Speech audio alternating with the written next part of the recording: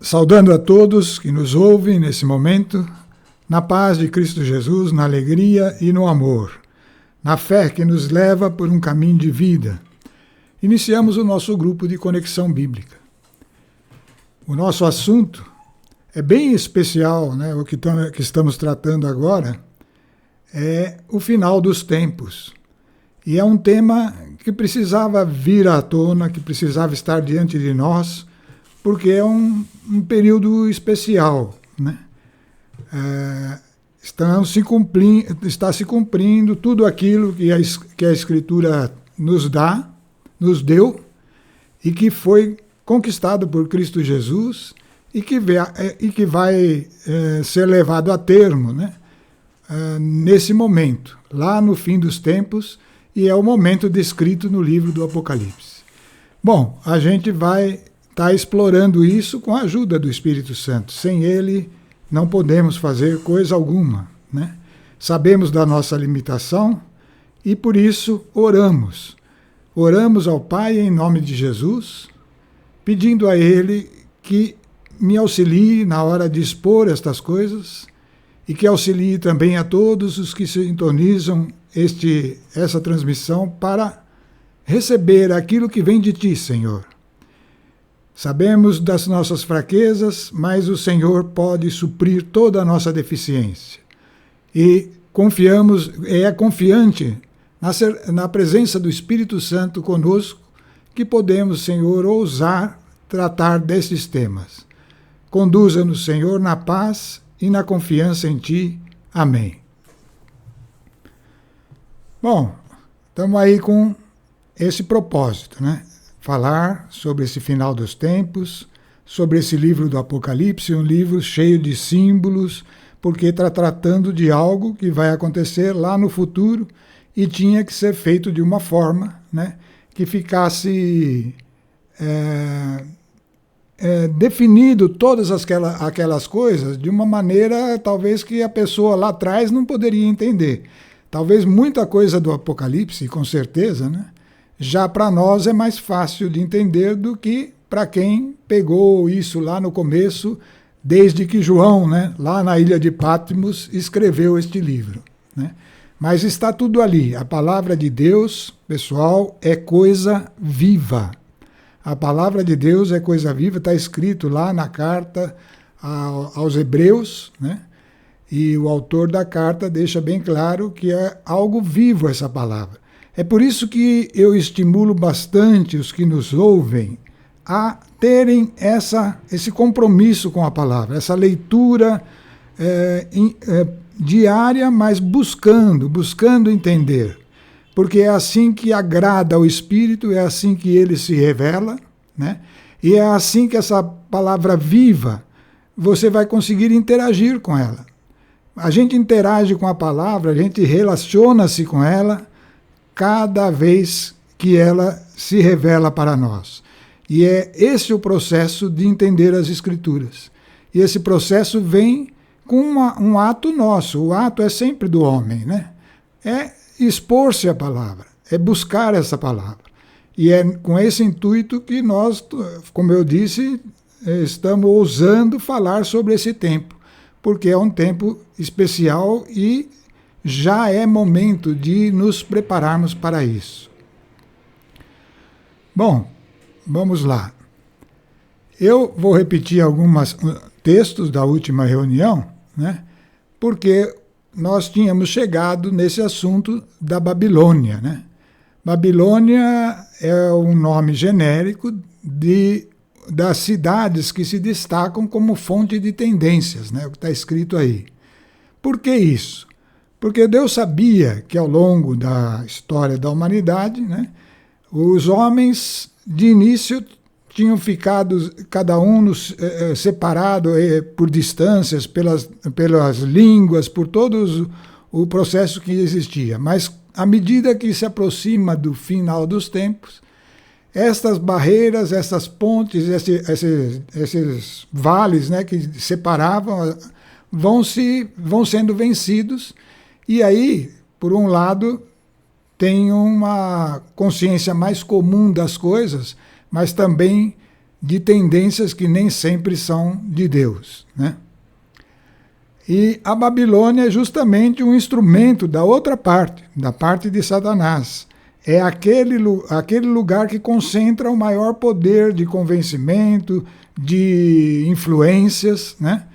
E ele vai andando pela terra e ocupando áreas aí geográficas mesmo, de centros de convívio das pessoas que são as cidades, né? Então, a gente tratou disso na última reunião, falando da Babilônia, e demos esse conceito bíblico, né? A grande cidade, fonte das tendências.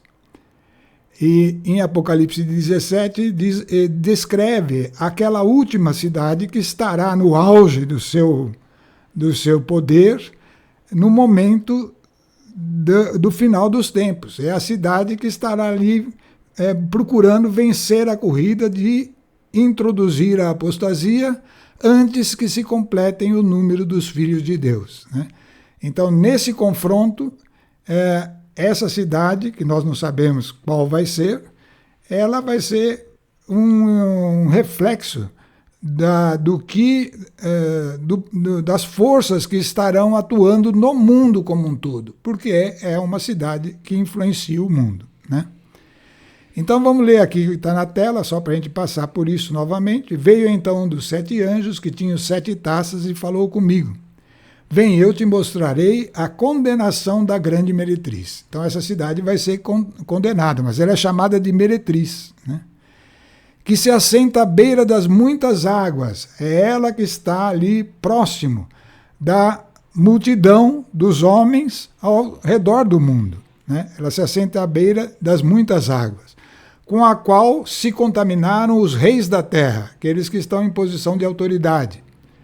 Ela inebriou os habitantes da terra com o vinho da sua luxúria, né? Então aí a gente vai vendo qual é a função que Satanás propõe para estas cidades que acabam se tornando o centro de atenção do mundo todo, né? Transportou-me então em espírito ao deserto, e vi uma mulher assentada em cima de uma fera escarlate, cheia de nomes blasfematórios, com 7 cabeças e 10 chifres. É que isso já mostra que ela vai se manifestar em várias circunstâncias. Chifres são coisas proeminentes, que se manifestam com força, né?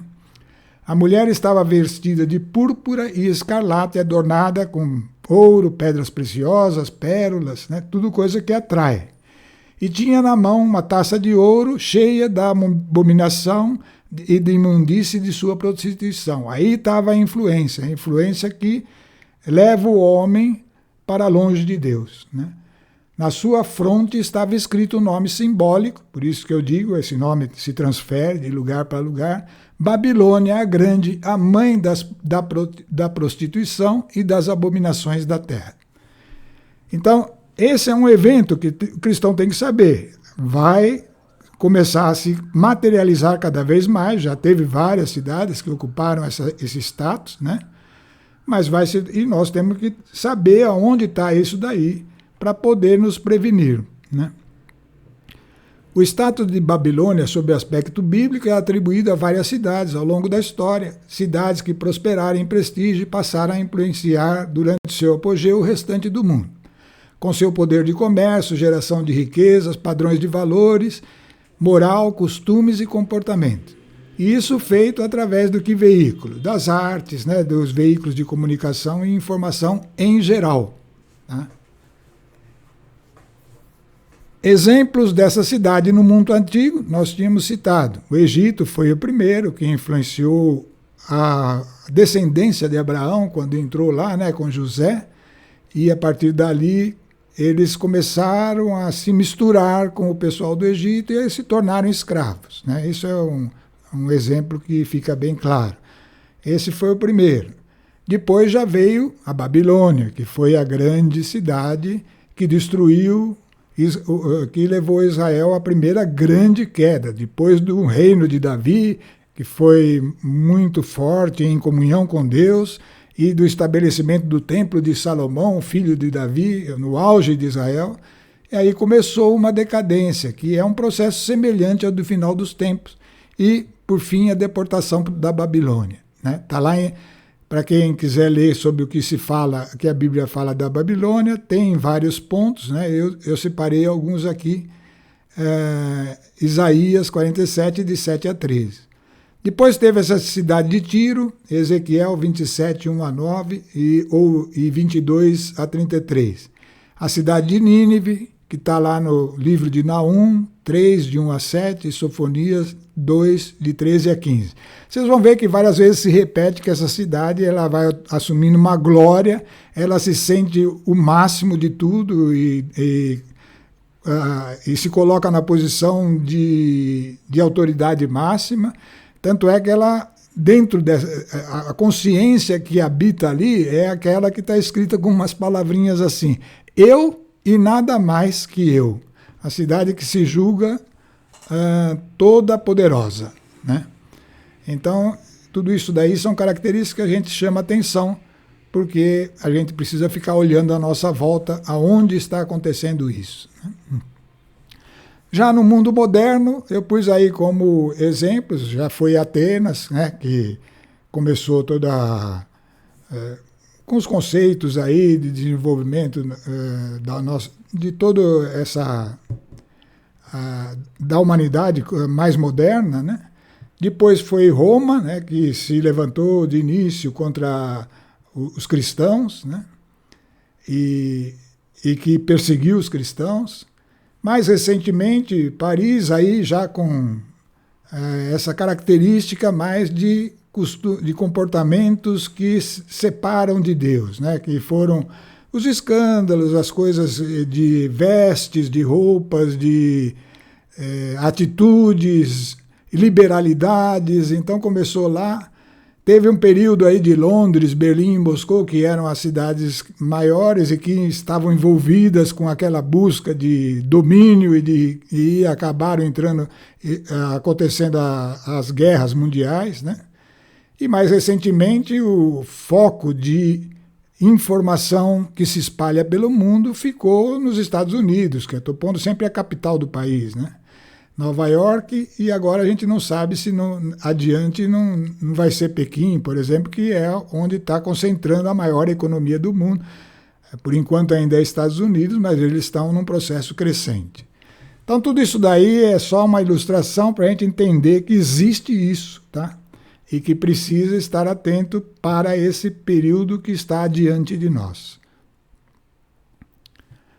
Então, é o nome genérico para cidades que formam um veículo eficaz de difusão dos propósitos de Satanás, ou seja, a implantação da apostasia. O propósito é esse, tá? Não que a cidade saiba disso, não que as pessoas de lá saibam disso, mas estão sendo usadas. É um espírito. Espírito é influência, né? Por que quando essa cidade se destaca? É porque a presença daquele que é o autor dessa obra, que é Satanás, é mais frequente ali. É nessa cidade que se estabelece, do ponto de vista bíblico, o trono de Satanás, citado na carta da igreja de Pérgamo, que nós vamos ler, que está no livro do Apocalipse. Né?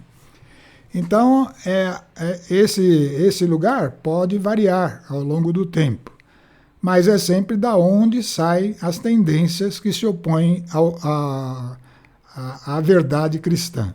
Né? Apostasia, nós já falamos bastante, é o enfraquecimento da fé. Com o crescimento da apostasia, que é o enfraquecimento da fé, cada vez menos homens terão consciência da verdade.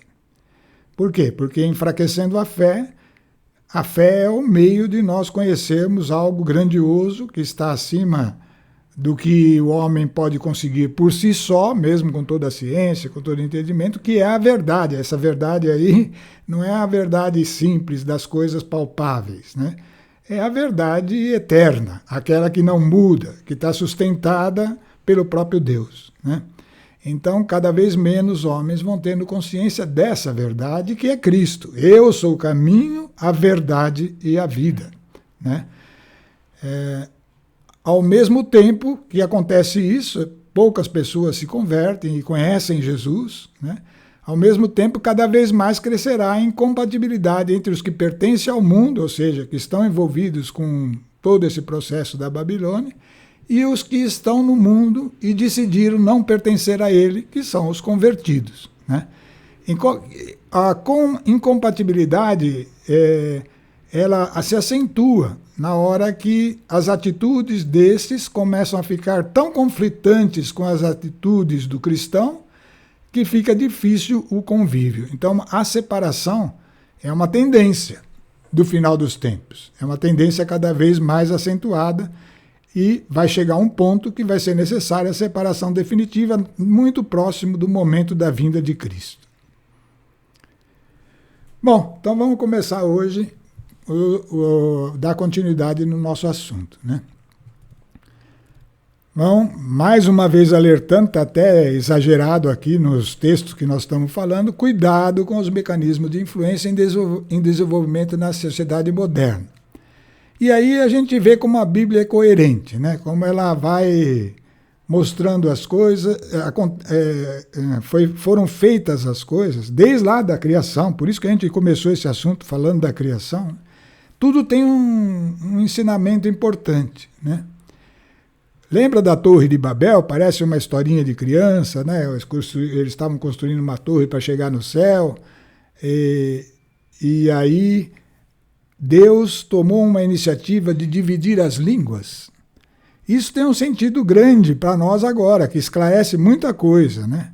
A divisão de línguas no início da história da humanidade retardou o processo de proliferação da iniquidade, dificultando a comunicação.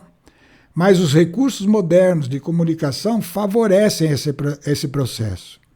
Por isso que nós precisamos tomar cuidado, porque esses recursos, ao mesmo tempo que eles são uma fonte de informação, que pode ser tanto para o bem, para as coisas de Deus também, até pode usar os mesmos recursos, não é o que estamos usando aqui, né?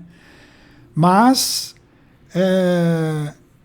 eles costumam cativar demais as pessoas e conduzi-las às coisas palpáveis, às coisas de cada dia, às coisas que chamam atenção, às coisas que são tendências do mundo influenciado pela Babilônia, né? Então, é preciso estar alerta. É necessário estar alerta porque essas fontes de comunicação, esses meios de interação do homem com a humanidade como um todo, cada vez mais vai cativar, cada vez mais vai trazer perigo de contaminação, porque o mal é contaminável, ele é capaz de contaminar.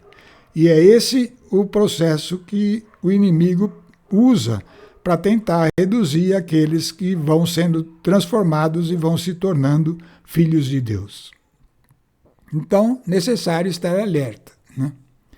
Vamos ver o que os apóstolos falaram sobre isso. Vamos começar com o apóstolo Paulo, quando ele instruía Timóteo, que era um discípulo de Paulo, né? E que ele estava preparando para dar continuidade na obra dele mesmo, né?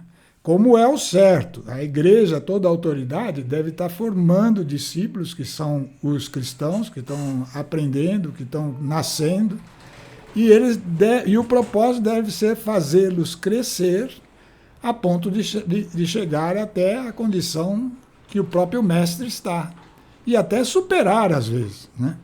Então, segundo Timóteo capítulo 3, Paulo falou assim: nota bem o seguinte, estava falando para Timóteo. É lógico que Timóteo talvez não soubesse de tudo isso que ia ter até agora, nem Paulo imaginava, mas o Espírito de Deus já estava dando a orientação, tendo em vista o nosso tema, os últimos dias, né? Então, Paulo falou para Timóteo, nota bem o seguinte, nos últimos dias haverá um período difícil, é por isso que nós estamos tratando disso, né? Os homens se tornarão egoístas, avarentos, fanfarrões, soberbos, rebeldes aos pais, ingratos, malvados, desalmados, desleais, caluniadores, devassos, cruéis, inimigos dos bons, traidores, insolentes, cegos de orgulho, amigos dos prazeres e não de Deus. Vou parar aqui antes de ler a frase em vermelho aí na tela. Isso tudo parece assim, bom, qualquer pessoa com um pouquinho de consciência fala, não, mas eu não quero ser egoísta, avarento, fanfarrão, soberbo. Acontece que essas coisas vão sendo semeadas, vão crescendo aos poucos, né? E aí coisas que antes a gente conseguia discernir como uma coisa, algo escandaloso, por exemplo, ela vai ficando natural, né? Vai ficando natural e vai passando a ser parte de uma atitude que é bem aceita, né? As disputas que existem entre as pessoas por questões de trabalho, por questões de riqueza, por questões... já começa a ganhar características de coisas nobres, valorizadas, porque a pessoa é esforçada, porque está conquistando, e vão perdendo o verdadeiro sentido do relacionamento entre as pessoas, que deveria ser um relacionamento debaixo do mandamento de Cristo. Amai-vos uns aos outros como eu vos amei, né? Então, essas tendências que estão aí, que parecem alarmantes ou exageradas, elas são, assim, vão se consolidando aos poucos, né? E isso vai acontecendo no ambiente se nós não tivermos olhos para ver, ouvidos atentos para perceber, né? A gente vai acabando a misturar-se com isso, né? Por quê? Porque eles ostentam aparência de piedade. Eles parecem por trás de tudo isso daí, que parece uma coisa muito nítida, errada, né? Tem, na verdade, está sempre revestido com uma aparência de piedade. Só que na realidade, mas desdenharão a realidade. Eles estão fugindo da realidade. Estão criando algo fora da realidade, que tem aparência de piedade, mas que no fundo é tudo aquilo que nós citamos, aquele monte de adjetivos terríveis aí, que foi listado por Paulo para Timóteo. E ele fala, dessa gente afasta-te. Esse afastar-se aí, nós vamos ver aí nos próximos textos como é que é. Vai chegar uma hora que vai ser ensinado direitinho aqui como é esse afastar-se, né? Vamos lá. Ainda Paulo falando com Timóteo. Eu te conjuro em presença de Deus, ele está continuando aquele mesmo assunto, e de Jesus Cristo, que há de julgar os vivos e os mortos, está vendo? Esse é o juízo, está diante de nós, né? O nosso tema está sempre olhando para o juízo, lá na frente, né? Por quê? Porque o final dos tempos é o momento do juízo, né? Por sua aparição e por seu reino, prega a palavra. Está falando para Timóteo. Prega, insiste, oportuno e inoportunamente. Por que inoportunamente? Porque os homens já não suportarão a sã doutrina. Mas precisa ouvir, porque pode resgatar algum lá do meio das trevas, né? Insiste oportuna e inoportunamente. Repreende, ameaça, exorta com toda a paciência. Exortar, do ponto de vista cristão, não é uma discussão acalorada, não. É chamar atenção com paciência, com docilidade, trazendo a pessoa a entender aquilo que ela não está conseguindo ver. E empenho de instruir. Tá? Então isso tudo é o que ele está falando para Timóteo. Procura ir por este caminho. Né? E aí ele acrescenta, por quê? Virá o tempo em que os homens já não suportarão a sã doutrina. Tá? Eles não vão querer ouvir. Uma coisa é ouvir e não concordar, outra ele não quer ouvir, né? Porque acha que já sabe tudo, né? É outra coisa que quanto mais o espírito disseminado por essa concentração que se chama Babilônia, é o espírito do eu e somente eu sei, né? Quando, na verdade, nós temos que aprender que quem é o eu sou é Deus. Tá? Portanto, nós temos que ir a Ele para ser alguma coisa. Ele é a fonte do ser. Nós fomos criados como seres, com poder de decisão, mas a fonte do ser é próprio Deus. Né? Levados pelas próprias paixões, e pelo prurido de escutar novidades. Olha aí hoje como isso está grande. Cada vez que toca aquele sinalzinho no aparelhinho que você leva na mão, é uma novidade. Vamos olhar o que é, né? E isso vai criando inúmeras paixões, né? Porque você coloca o seu ouvido continuamente para escutar novidades. E a questão de mestres, então, ajustarão mestres para si. Agora tem ensinamento para tudo, mesmo através da máquina, do Google, da inteligência artificial, tem mestre. Mestre não vai faltar, tá? Apartarão os ouvidos da verdade e se atirarão às fábulas, né? E fábulas é essas coisas que estão aqui no dia a dia, elas vão acabar, pessoal, é como uma fábula mesmo, uma historinha, elas passam. Tudo que é deste mundo e para esse mundo acaba, né? Então, os homens estarão se atirando àquilo que perece, que termina, e não àquilo que é eterno, que é a verdade. E aí ele fala para Timóteo: tu, porém, sê prudente em tudo, paciente no sofrimento, cumpre a missão de pregador do Evangelho e consagra-te ao ministério. Bom, vamos ver agora o que Pedro falou, né? Pedro falou sobre o final dos tempos. Sabei, antes de tudo, o seguinte: nos últimos tempos, aí Pedro escreveu isso, né, na carta de Pedro.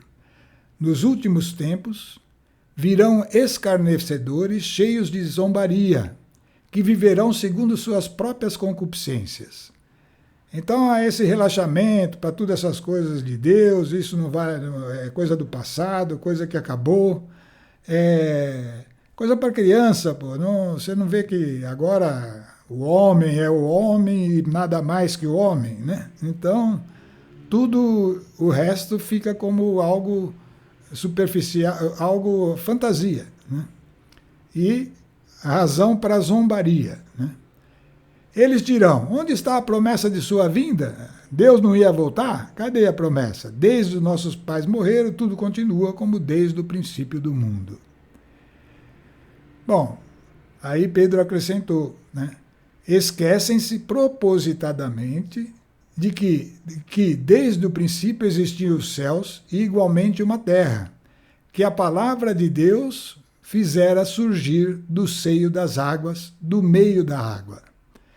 E deste modo, o mundo que então perecia afogado na água, desse modo, o mundo perecia afogado na água. Naquele início lá, ele estava afogado. Mas os céus e a terra que agora existem são guardados pela mesma palavra divina e reservados para o dia do fogo, o dia do juízo. Para o fogo no dia do juízo. E é o dia da perdição dos ímpios. Então ele está dando um alerta aí. O mundo surgiu das águas, lá na criação, no meio das águas, e agora ele está destinado a um juízo.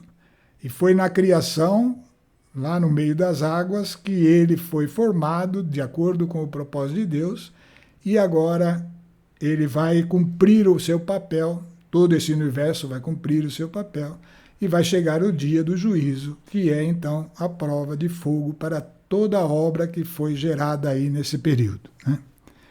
Vamos entender um pouquinho sobre isso, uma reflexão sobre as trevas, água e fogo na criação. Quando nós começamos esse estudo, a gente falou sobre a criação, né? E lá no Gênesis, embora seja um assunto do final dos tempos, a gente começou lá no princípio, porque tem uma coerência total da Bíblia e cada coisa que está ali vai se repetindo ao longo de todo o ensinamento bíblico e depois vai se tornando cada vez mais claro e cada vez mais vivo, porque é uma palavra viva, como eu disse aí no começo, né? Então, Gênesis 1. No princípio, Deus criou o céu e a terra. A terra estava sem forma e vazia, as trevas cobriam o abismo e o Espírito de Deus pairava sobre as águas, né? Então eu queria chamar a atenção um pouquinho para trevas e águas. Nós já falamos um pouco disso lá quando falamos da criação, né? E falamos sobre as trevas, por exemplo. As trevas não foram criadas por Deus. A Bíblia não fala nada que Deus criou as trevas, fala que ele criou a luz e separou a luz das trevas. É isso que está escrito lá, né? Deus disse, faça-se a luz, e em seguida separou a luz das trevas. Por que não criou as trevas? Porque as trevas não são criadas, as trevas elas são a ausência de luz. Então está escrito aí na tela a razão. As trevas são a ausência de luz. Isso é uma coisa palpável, dá para a gente ver. Por exemplo, vamos supor que você está num lugar escuro, você não vê nada. De repente começa a dar uma iluminada, que seja, pequena que seja. Esse lugar da onde está vindo aquela iluminação é fácil de você descobrir. Você vai na direção dela, vai achar a luz. Porém, não existe um lugar onde você caminha e vai achar a treva lá nascendo. A treva, ela é a própria ausência da luz. E isso é uma coisa que nos mostra que a luz é algo que foi criado, que veio de Deus, e as trevas, então, é a ausência dessa luz. E está destinado às trevas aquele que não vai para a luz. Lembrando que Jesus Cristo disse, eu sou a luz do mundo, né? Quem está em mim não andará em trevas, mas terá a luz da vida. Então, essa questão entre trevas e luz é uma opção que fica aí na nossa mão e que vai se acentuando no final dos tempos, né? Mas nós não falamos na criação das águas, e elas embora Deus tem uma passagem no Gênesis que fala da criação do elemento líquido, né? Mas a água parece que já estava lá. O mundo estava. Ele fala que o mundo estava imerso na água, né? E aí, então, esse sentido da água é que é importante, porque esse sentido tem várias passagens na Bíblia que vão mostrando vão cada vez mostrando mais características para esse elemento chamado água, que é palpável, que a gente conhece, e que tem um sentido espiritual, né?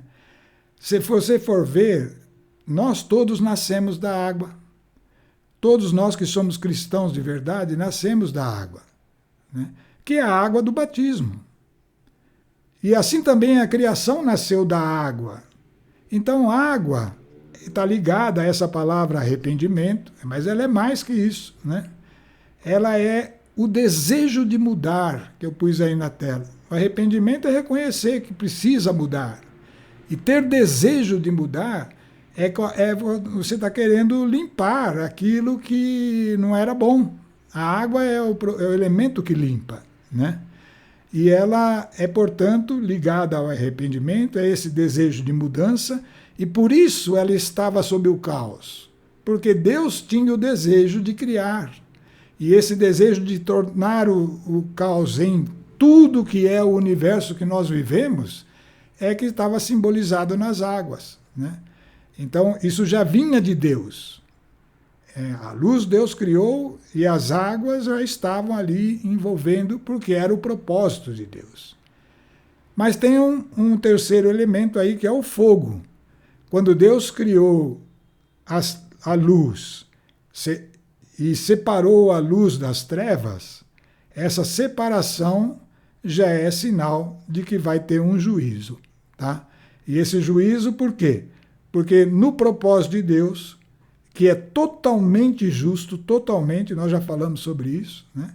Extremamente justo, não vai ter compatibilidade entre as trevas e a luz. Então, uma hora esse processo de separação que nós estamos falando vai se acentuar até chegar ao ponto do juízo final, que é a separação definitiva e que é o final dos tempos, tá? Então, o fogo é aquilo que vai consumir tudo que não é verdadeiro, que não é de Cristo, né? Que é o caminho, a verdade e a vida, tudo que não é vida, né? Vida eterna, né? Bom, o Espírito de Deus é o poder para trazer a luz e operar a mudança. Esse é o poder. O poder está no Espírito. E esse poder, pessoal, está em você.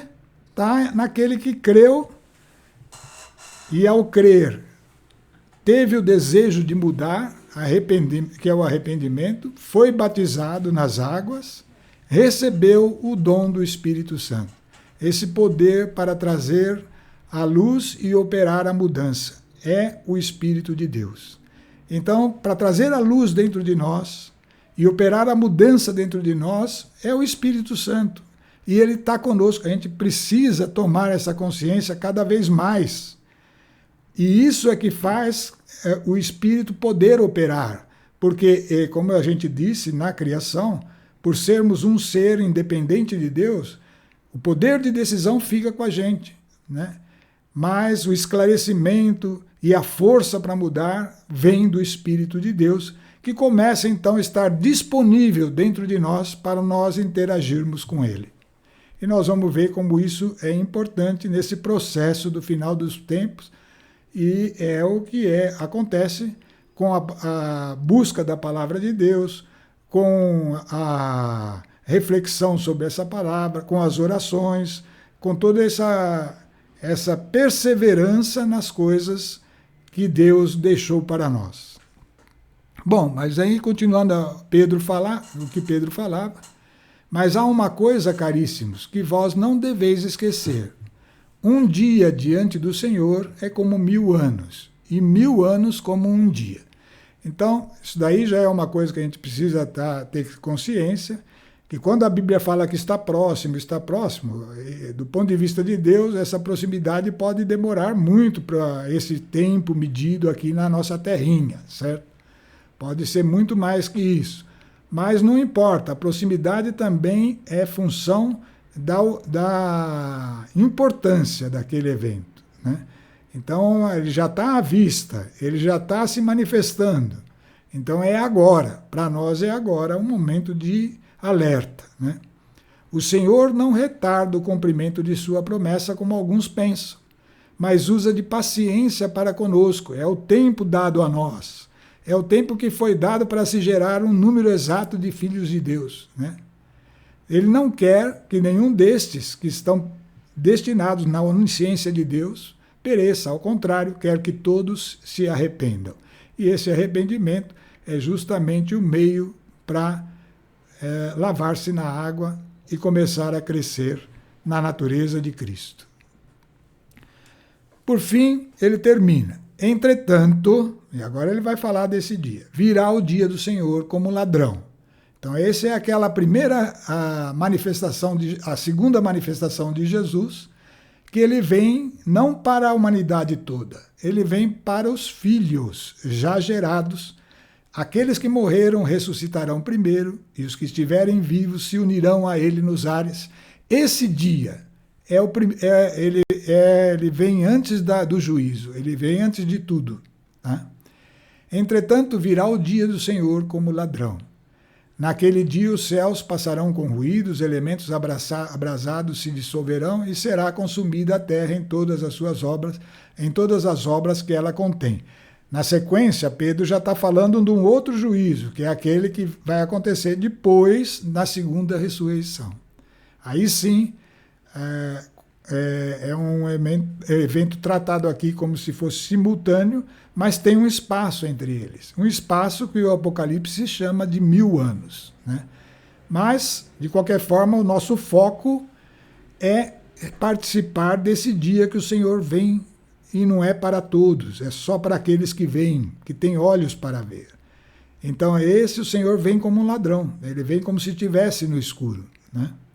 Mas vem para aqueles que têm olhos para ver.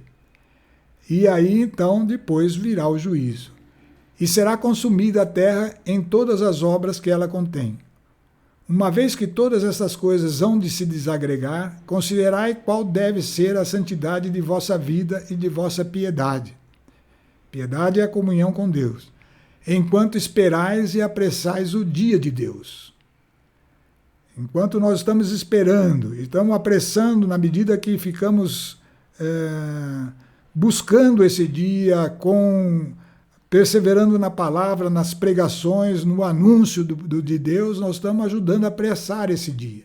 Esse dia em que hão de dissolver os céus inflamados, e aí está falando do juízo, e hão de fundir os elementos abrasados. Tudo aquilo que é perecível tem que ser removido. Nós, porém, segundo sua promessa, esperamos novos céus e nova terra, nos quais habitará a justiça. Portanto, caríssimos, esperando essas coisas, esforçai-vos por ser achados sem mácula e irrepreensíveis na paz. Queria só fazer uma reflexão rápida sobre esses irrepreensíveis na paz. Nós estamos falando aqui de um monte de coisas que são alarmantes. Estar alarmado é bem diferente de estar em paz, né? Mas essas coisas alarmantes, para nós, elas têm que estar nítidas, elas têm que ser consideradas claramente, porque nós andamos na luz, tem que ser considerada a luz da palavra de Deus, mas dentro de nós precisa ser cultivada essa paz. Dentro de nós precisa ser cultivada a paz que confia no amor de Deus para aquele que se voltou para Jesus. É a única coisa que é requerida de nós, né? E que, portanto, tem a presença de um ajudador, que não é alguém qualquer, é o Espírito do próprio Deus, ele está em você. Essa consciência, pessoal, é que eu, você, todos nós precisamos conseguir estabelecê-la dentro de nós. É nessa paz que a gente consegue, por exemplo, anunciar. Eu anuncio o Evangelho com um monte de tropeços, por causa que ainda não estou nessa plena paz, nessa plena confiança interior de que o Espírito fala por mim. Então, estes cuidados vão ter que ir caindo na medida que eu sou dirigido pelo Espírito, na medida que eu vou caminhando por Ele, né? Então, esforçai-vos por ser achados assim, irrepreensíveis na paz, e é lógico, livre do pecado, de nenhuma mácula, né? Então, essa foi a orientação de Pedro sobre esses últimos dias, né? Esse dia que vai chegar e que está aí se manifestando cada vez de uma maneira mais palpável, né? Agora vem o remédio de tudo. Não é o remédio pleno, né? Mas é um ensinamento importante de ação aqui nesse mundo. Como que nós devemos agir agora, nós que temos a fé, que estamos convertidos e que queremos ajudar esse processo do final dos tempos, né? Então Judas falou o seguinte: mas vós, caríssimos, lembrai-vos das palavras que vos foram preditas pelos apóstolos de nosso Senhor Jesus Cristo, os quais vos diziam: no fim dos tempos virão impostores, que viverão segundo as suas ímpias paixões. Homens que semeiam a discórdia, que é mais do que comum no mundo, certo? Homens sensuais, que é o que está se espalhando por aí afora, homens e mulheres, toda essa sensualidade, e que não têm o Espírito, esse Espírito que é característica daquele que se converteu.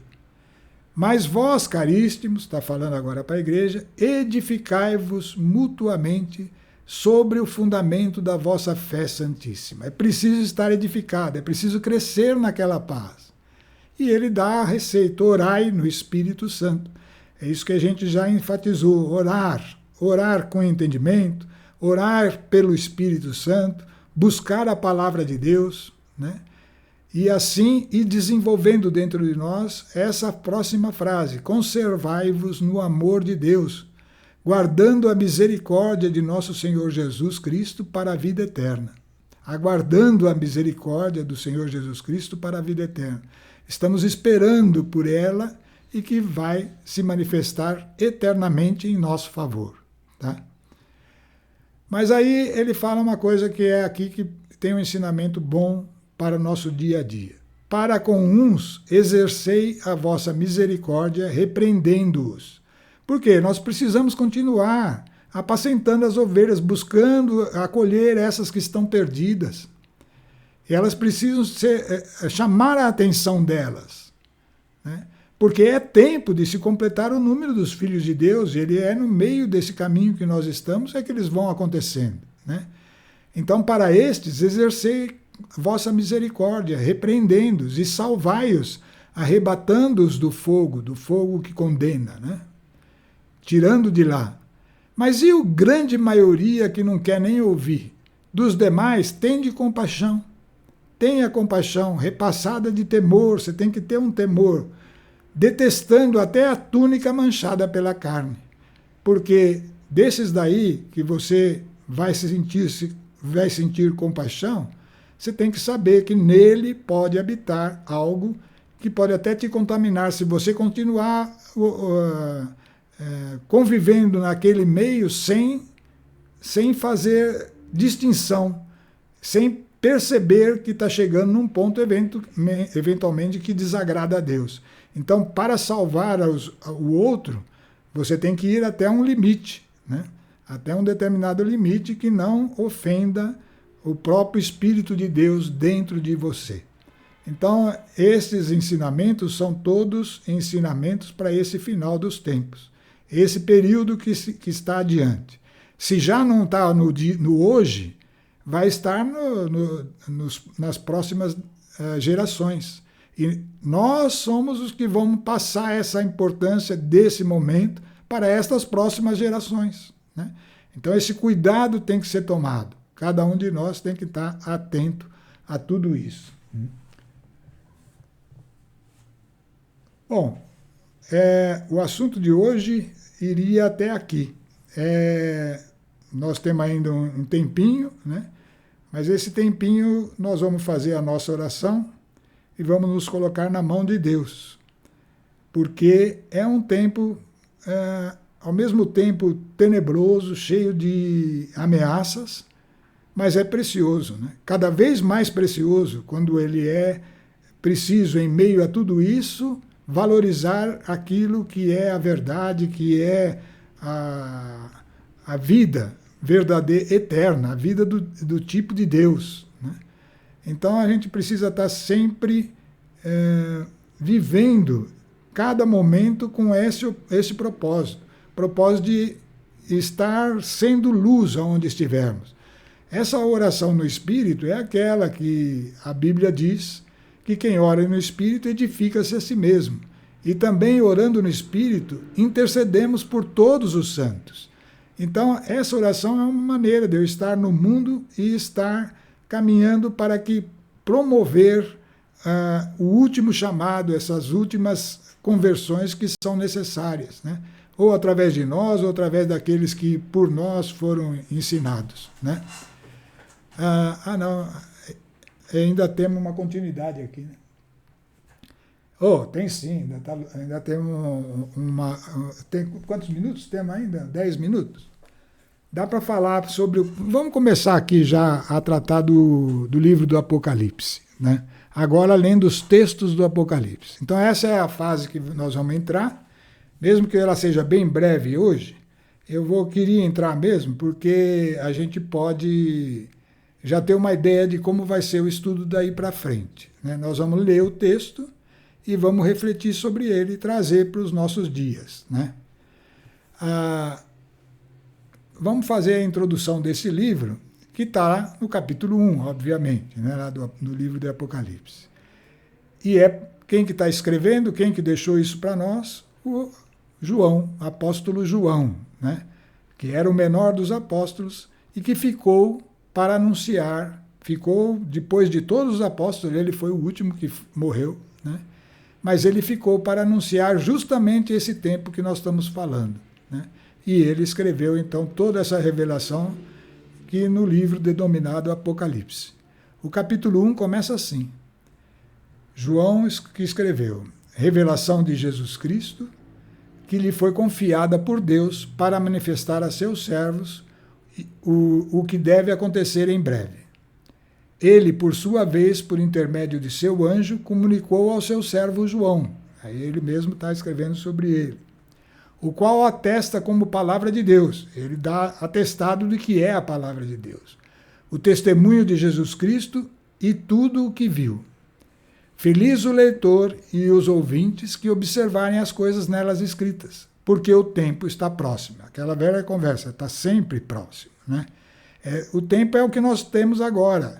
E se a gente tiver consciência dessas coisas agora, elas serão úteis para nós, né? Então, João continua. Ele começa a fazer, direcionar os textos que ele vai tratar daqui para frente. João, há 7 igrejas que estão na Ásia. Então ele está anunciando algo para 7 igrejas que estão na Ásia. Vamos entender isso daqui a pouco. A vós, graça e paz daquele que é, que era e que vem, da parte dos 7 espíritos que estão diante do trono e da parte de Jesus Cristo, testemunha fiel, primogênito dentre os mortos e soberano dos reis da terra. Àquele que nos ama e que nos lavou a água aí dos nossos pecados no seu sangue. A água e o sangue que brotaram do corpo de Jesus é a água para a nossa conversão e o sangue para a nossa renovação na vida de Cristo, né?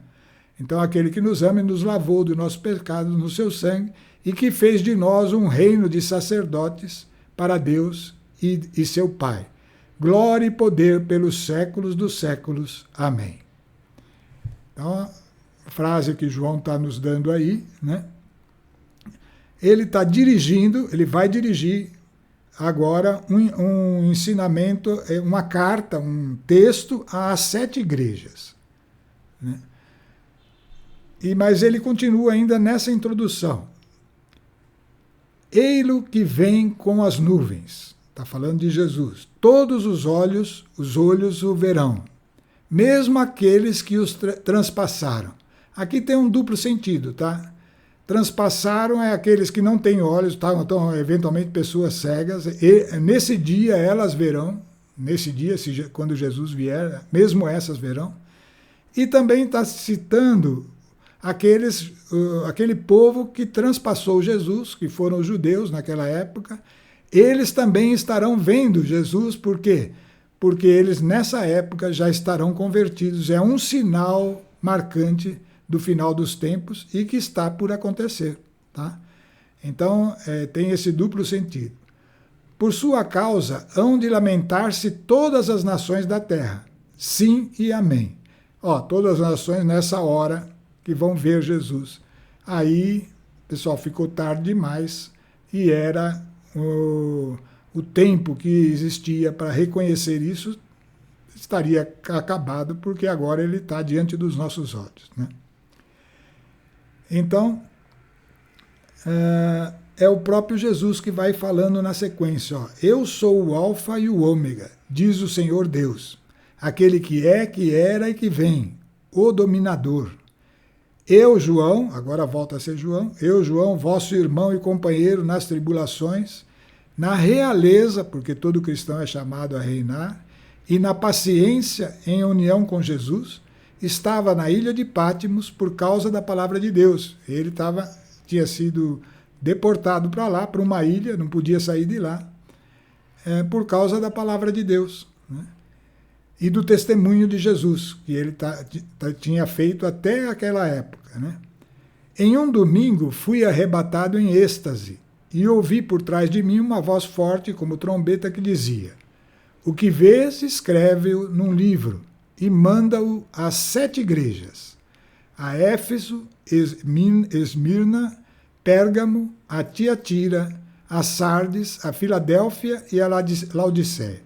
Eram cidades da Ásia, onde tinha as igrejas cristãs, né? Já tinha difundido.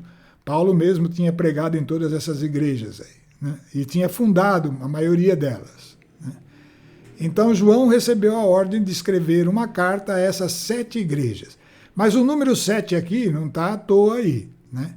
Ele faz referência àquelas 7 igrejas que estavam em situações que Deus usa, o Espírito de Deus usa, para trazer ensinamento para nós, porque ele está tratando da totalidade das igrejas cristãs até o final dos tempos. Até o final. Uma dessas igrejas, ela é colocada como a igreja do arrebatamento, tá? Então todas as igrejas até o final, todas as igrejas cristãs, né? E nós vamos ver que tem ensinamento para cada uma delas, e ali dá para a gente detectar o perigo que existe até mesmo dentro da igreja. Então, esse é um ensinamento importante, por isso que é um assunto totalmente prioritário aí para o final dos tempos. Sabermos como Deus vê a igreja, porque é o próprio Jesus, né? O próprio Jesus que vai passar isso para João, e é uma mensagem à totalidade das igrejas. Nós vamos ver as virtudes das igrejas em cada um desses textos, e também o perigo, o erro que pode estar dentro da igreja. Porque a igreja é uma instituição, ela não é perfeita. O que é perfeito é a igreja de Cristo, que é gerada lá dentro da igreja, que são os vencedores. Vocês vão ver que em cada carta dessa, ele cita os vencedores e fala como que eles chegaram lá, né? Então é importante para nós. Mas nós vamos ver, então, no início da próxima semana, tá? Vamos parar por aqui. Bom, pessoal, esses textos são todos aí, textos assim, impactantes, né? Pode deixar alguém meio assustado com essas coisas, né? Mas esse mundo é tenebroso mesmo, pessoal. O mundo é tenebroso, a gente precisa lidar com ele. Mas aquilo que eu falei, a paz tem que tomar conta de nós. A paz tem que estar dentro de nós, porque não estamos sozinhos. O Espírito de Deus está conosco, mesmo diante das dificuldades, aquelas mais improváveis que acontecem na nossa vida. E o fato de considerar isso é que nos ajuda a ir ocupando esse lugar que vai aparecer nas cartas aí, o lugar do vencedor. E nenhum de nós é vencedor por si só. Nós somos mais que vencedores. Mais que vencedores é aquele que, por si só, seria derrotado, por si só, não venceria de forma alguma, mas nessa posição inferior ele acaba vencendo. Isso é ser mais que vencedor. O que vence pela própria força, pela própria habilidade, pelo próprio mérito, esse é vencedor. Mas mais que vencedor é aquele que reconhece que era incapaz, que diante do problema sabe que ele não pode destruir aquilo, mas que confia naquele que é poderoso e que foi dado a cada um de nós, que é a presença do Espírito Santo e essa união com Deus, com Cristo, que nos faz, então, vencer. Não por nós mesmos, mas por essa força, e aí nos tornarmos mais que vencedores. Então é nesse aspecto que a gente tem que estar nesse período que nós estamos tratando. Por isso, vamos deixar aqui a nossa oração diante de Deus, pedindo ao Senhor que nos ensine a viver essa paz interior que deve permear a nossa vida e que deve crescer na medida que vamos conhecendo Jesus. Senhor, leva-nos por esse caminho. Abre para nós o entendimento da Tua palavra. Cada revelação, Senhor, é base para estarmos mais tranquilos aqui neste mundo, mais cheios da vossa paz, porque percebemos a presença sobrenatural de Deus conosco. Orienta-nos nesse sentido, Senhor. Ajuda-nos a lermos estas palavras e extrair dela tudo o que o Senhor quer que nós possamos assimilar, para que sejamos úteis ao vosso propósito, Senhor, que é o melhor para todos. Que a paz esteja com todos que nos ouvem e o amor cresça em Cristo Jesus. Amém.